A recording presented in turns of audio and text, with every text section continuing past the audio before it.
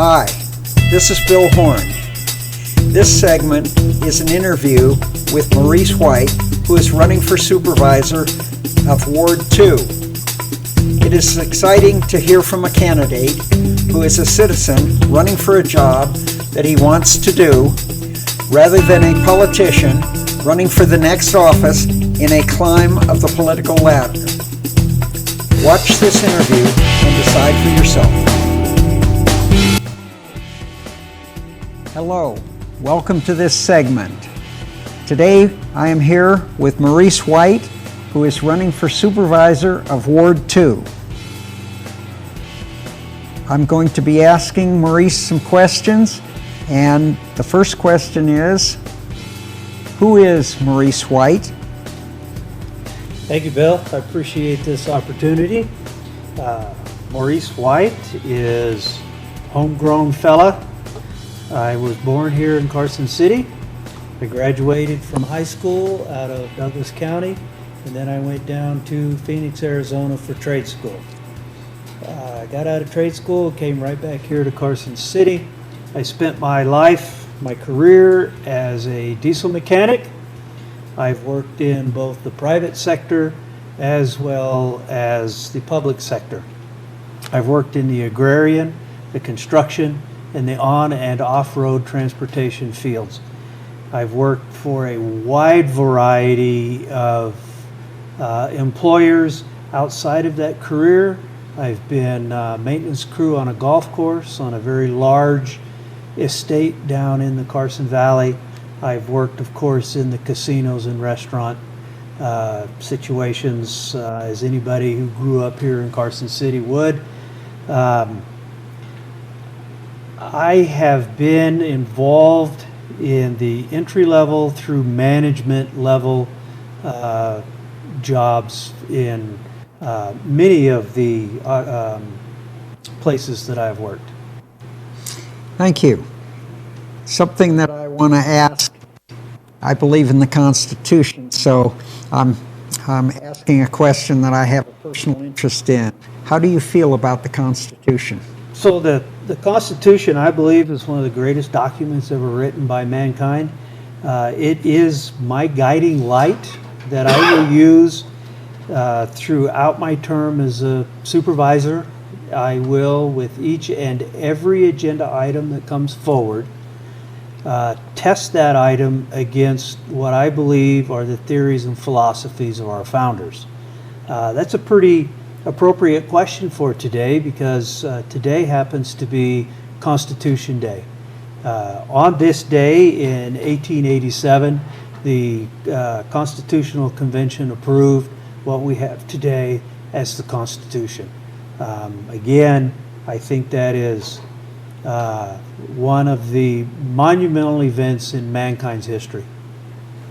I agree, for sure. I think it's the epitome of political science. You're basically coming in to an empty seat, and you're basically coming in as a citizen trying to come for the first time into the political environment. Why do you wish to be a supervisor? Well, this kind of all really started about 10 years ago. I started following our Carson City Board of Supervisors because I felt like I didn't see the logic in what they were doing. I believe at this point that what I bring to the Board of Supervisors is a balanced viewpoint. Currently on the board, everybody there is from the administrative side of the house, and generally with a pretty narrow expertise. My wide range of jobs that I have held, from entry level to management level, gives me a point of view that the Board of Supervisors doesn't currently have. Now, their administrative approach is absolutely important, but they don't have the experience and the viewpoint that I have. I think they approve some contracts that they don't have a full understanding of what staff is bringing forward. A good example is 2 weeks ago at their meeting, they approved a contract not to get too deep into the weeds, but I believe portions of that contract were left pretty wide open, leaving them susceptible to change orders and a substantial increase in the cost to that contract. And I simply know the questions to ask in that regard. Okay, so you're not satisfied with some of the procedures, and you're not satisfied that they have a wide range of experience like you do, that they've been managers and not out in the field, so to speak. And well, I think I bring an aptitude that will make the board more diverse. Mm-hmm.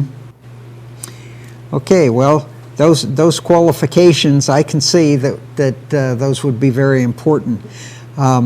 What other strengths do you bring to the table? I think my ability to work with other folks is really important.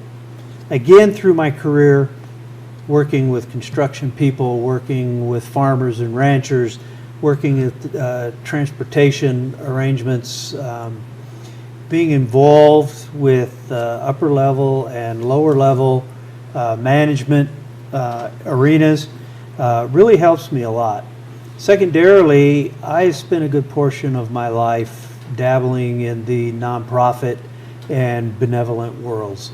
That has brought me into contact with a good number of people from various walks of lives, where we have to sit down and work together to figure out how to accomplish this common goal. I think that will work well, because I can sit in a room and have a conversation with anybody. And that's what you have to do to collaborate and bring a project forward. You don't mind if I say I'm a little bit prejudiced in this interview, because I supported you in your attempt 4 years ago. Yes, you did. And so I'm going to mention two things that I think you bring to the table that you have forgotten to mention. And I think it's very important. The first is honesty. That is, doing what you say you're going to do, and being accountable for what you say you're going to do. And the second thing, I think, is approachability, because you're a citizen, you're like all the rest of us, you're not a career politician, you're coming in to do something that you believe in, and I want to say that I think that is very important. Thank you. I appreciate those kind words. Just kind of briefly, are there certain corrections and policies that you would be looking to maybe implement or push for if you win this election? So there are a number of things that I want to really work on, and one of those is what they call the asset management program. That program will put together the ability to understand and prioritize the maintenance needs of the city's assets, all of the underground infrastructure, their buildings, their vehicles, all of that sort of thing. We're right at the ending stage of doing the assessment work. Just today, the Board of Supervisors voted to purchase a software program that will be used to prioritize those maintenance needs, and then it's a matter of funding. And funding, honestly, is going to be the hard part. It always is. It's a situation where, especially now with the governor's $1.2 billion black hole deficit, I'm concerned that the various cities and counties are going to suffer unfunded mandate pushdowns, and that could very well throw a kink into the city's budget as it is built today. So I think we need to find places to cut spending, because I'm really not interested in raising taxes. That's the only way a government can raise revenue is to increase taxes. So I want to look for places to have savings as well as making cuts, and it's very difficult because the budget is built into silos that cannot cross-pollinate. So they don't ordinarily have these large buckets of money that you can just walk in and say, take 20% out of that and everything's fine. So we need to look at consolidating costs and services with our neighbors as well as the school district. I think we need to look at why the state of Nevada does not pay property taxes to Carson City. They own a lot of acreage here in Carson City, and they pay nothing like a regular property owner does. And yet Carson City supplies all the services and roads that they take advantage of. We also have a situation with the federal government. It's called payment in lieu of taxes. Now, I'm not sure how that formula works, but it's based on the amount of property that they hold within your jurisdiction. I understand that Carson City is very small geographically compared to our neighbors, but our neighbors are getting payments in the area of millions. I don't think $120,000 that Carson City gets is appropriate. We need to figure out a way to get an exemption, rework the formula, do something so that these federal agencies that are here in Carson City are paying their fair share, just like the citizens do. That's kind of on a policy level the things that I want to look at. I don't find anything really sideways, just some modifications just to step back and have a look how we can readjust and make things go further. Okay, well, I'm understanding that you're believing that Carson City is doing pretty well for the most part in how it's being managed. They really do a good job with the interim finance committee, the finance department. Our mayor-elect, Lori Bagwell, that's her expertise is budget building and budget management. And today, when they brought supplemental requests to the Board of Supervisors, she really worked them over. She was fair, but she made them get down and justify why they wanted those things. And they didn't get everything they were asking for, but it was a lot. I thought maybe we should hold off on that a little while longer until we see what the legislature is going to do with the governor's budget. We're really not that far out until that whole process with the legislature takes up again, and we've held it off now for 6 months. I just thought a few more months was appropriate, but I don't have any argument with the actions they took today. Okay, well, I have, as a citizen, I have a question, and I'm not going to try and blindside you, but I feel that it's something that I would like your opinion on. And I will give my opinion, and you can disagree or not. If we can't disagree and have a conversation and still be friendly, there's a problem. Yes, there is. Let's have it. Okay. I don't approve of some of the governor's actions in his mandates, and I believe that the deficit of 1.27 million that he talks about billion, I'm sorry, not million, billion that he's talking about is in large part a result of actions that were not well thought out. And I'm not saying that we shouldn't be careful with pandemics, but those actions that have caused the deficit are the result of shutting down businesses, which I don't agree with. And my belief is that the damages caused by actions that are either illegal or unconstitutional are the governors and not the taxpayers. Right. And so when you talk about the governor coming to Carson City and taking money which will increase our taxes. It's just a roundabout way of increasing taxes for what he's responsible for, and I find that very disgusting personally. I have a little issue with the illogical approach that has been taken.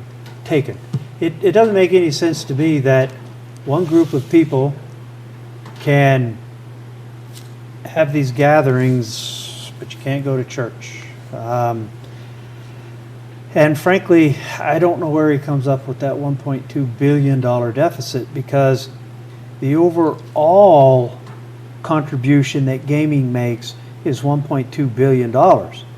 So gaming was shut down, their bars were shut down, but gaming didn't stop paying their property taxes. Mm-hmm. Gaming didn't stop paying their retail sales taxes. They didn't stop paying their room taxes. So I'm not certain where the $1.2 billion deficit comes from when I look at the sales tax receipts for the state. Carson City, of course, is of great interest to me. They finished the 2020 budget, I believe it was 4.9% above their projected budget. The only county in the state that took a big hit was Churchill County. Everybody else came out either above or only slightly affected by a few percent. So I'm not sure where he's getting this whole business that there's a 1.2 billion shortfall. I don't know where it is. Okay, well, I hope he's wrong about that. Are there any new programs that you would think about? Are you thinking about, if you come in and you're elected, would you see anything that you would add to what the current programs are in Carson City? I would make some additions and perhaps the word is improvements to a couple of programs. Those are programs that deal with mental health issues here in Carson City. The first one would be what's known as MOST. That is the Mobile Outreach Safety Team. That is comprised of a specially trained deputy and a licensed clinician. What they do is when they come in contact with a person, they can make the determination that this is a low-level situation that does not include violence, and the person is in a current mental health crisis. They can take that person to go get mental health help and get them over their crisis rather than taking them to jail. Secondly, within the jail, there is the FAST system. That's the Forensic Assessment Service Triage Team. That's comprised of a doctor and a licensed clinician. They have the ability within the jail there to do a more in-depth assessment, get these folks connected to longer-term solutions, get their heads out of the cloud, get their feet back on the ground, hopefully get them reconnected with their families and their careers. Because, you know, this wash, rinse, recycle deal, it just doesn't work. And, you know, we can all have a whole idea of what we think of the homeless and the mental health issues and that sort of thing. Domestic disturbance situations. But the bottom line is they're here. We need to deal with it. Just saying to put them on a bus and ship them to another community or just ignoring it isn't getting the job done. Subsequently, in just the last few days, I've become aware of another situation that I think needs to be rolled into the MOST and FAST, and that is rescuing people out of the human trafficking industry. I had a conversation with a gal that is a survivor, and she is doing that work now. I've never heard the Sheriff's Department talk about the human trafficking side of the issues in our streets, but I think I'm going to have a conversation with the sheriff about how we can roll an element of the human trafficking into this situation. From the sheriff's side, we'll go over to the fire department. The fire department is likewise heavily impacted with these mental health crises in town, in that often these folks will call 911 for an ambulance when they really don't need an ambulance. These ambulance rides end up not being paid for. It's a pretty high cost. It's north of $500,000 a year that ambulance rides are not paid for here in Carson City. They do have a program that they can use a physician assistant with a van to intervene and stop, at least cut down on these ambulance rides, and not take the people to the emergency room, because that drives the cost up. So I think we need to increase that effort as well. These are pretty expensive endeavors. You know, they require a vehicle, they require people with educations that draw pretty good sized wages. I will say that the licensed clinician over on the MOST team is actually a state employee. She's on loan through a grant to Carson City. I'm advocating again to increase those programs. Also over at the fire department, they have not had a substantial increase in personnel for quite a long time. Over the last few years, their calls have increased by over 50%.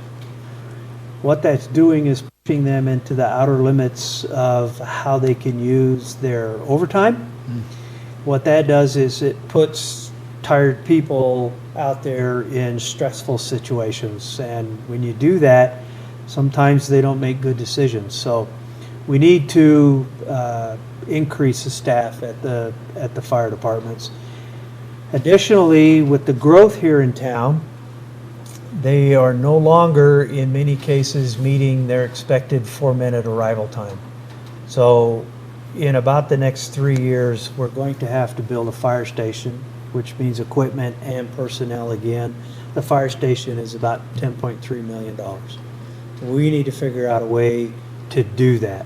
That goes back to consolidating services and contracts and that sort of thing with our neighbors, figuring out ways to get our other government entities to kick in a little more than they are. Mm-hmm. Okay. We touched on the fact that the revenue for Carson City has been steady or just slightly increasing. Would you would be interested in budgeting that a little bit better, so that if we get a decrease in revenue sometime during this as a result of what's been going on? Yeah, I would be advocating for putting more money into some of the budget categories that cannot be drafted out, taken away to somewhere else. Mm-hmm. All of the projections right now show that Carson City revenue is going to be pretty steady. Again, my concern is unfunded mandates from the governor. That's why I want to leave spending a little more constricted than we would ordinarily be doing, at least long enough to see what the governor's budget, how it might impact Carson City. Again, I am in full support of the capital improvement programs and For the most part, even the supplementary requests that came in today at the Board of Supervisors meeting, I just hope that the governor doesn't run over us, is where my real concern is. Okay, there are going to be likely, I believe, we're going to have hard times, because you can't shut down businesses for prolonged times and not have casualties. So what would you be looking at Carson City as being able to do to help those entities in need? We're going to lose businesses, and we may have to. It's hard to start up a business, and there are a lot of problems.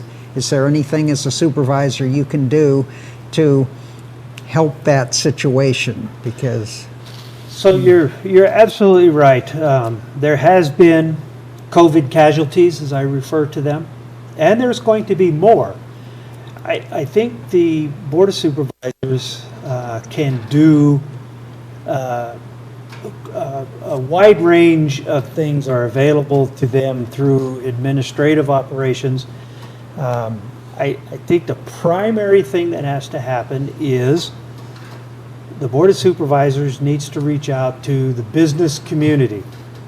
But the business community has to react and reach back. And it can't be just the same old people that they talk to every day. What I'm looking at is perhaps can the Board of Supervisors find a way to defer some of the upfront costs that businesses have just to get open? Can we defer that for a period of time until there is a revenue stream for that business, so that then they can, pay up on the business license that they didn't have to pay for coming in? Do building code upgrades after there's a revenue stream instead of on the front end. Those kind of things. I know today they talked about businesses that are using storage containers, primarily restaurants, to put their furniture and office equipment in that they've had to get rid of because of the 50% occupancy requirement. Mm-hmm. But they don't want to sell it or throw it away because eventually they're going to need it back. Mm-hmm. So they have allowed them to have an extended period of these storage containers on site. Mm-hmm. I think that's the kind of thing that comes out of the businesses reaching back out to the Board of Supervisors. We need to keep that line of communication open and entertain, I don't want to say every suggestion because something might be just completely undoable, but we need to listen and collaborate with these businesses to make sure that they can stay in business and get into business coming out of this thing. So with that, I'm guessing that if you're elected, that they will be able to contact you to at least talk to you about things. Absolutely. My phone number is all over everywhere, 775-297-6484. Call me if you have a question, a concern, a comment.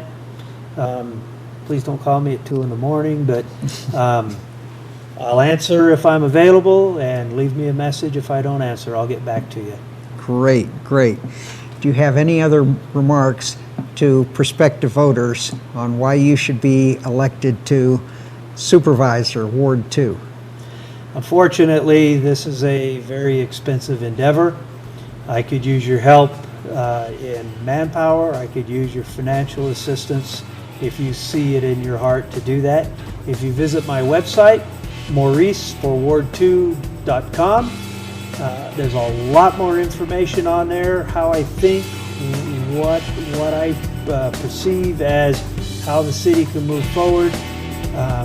While you're on that website, again, feel free to use that PayPal button. It will help me out, and then I can help you. Thank you very much. Thank you for coming to this segment, and vote for Maurice. Thank you, Bill. I appreciate the opportunity, and I hope you folks out there listening will contact me with your ideas, your questions, comments, concerns, whatever it may be. Okay. Thanks, Bill.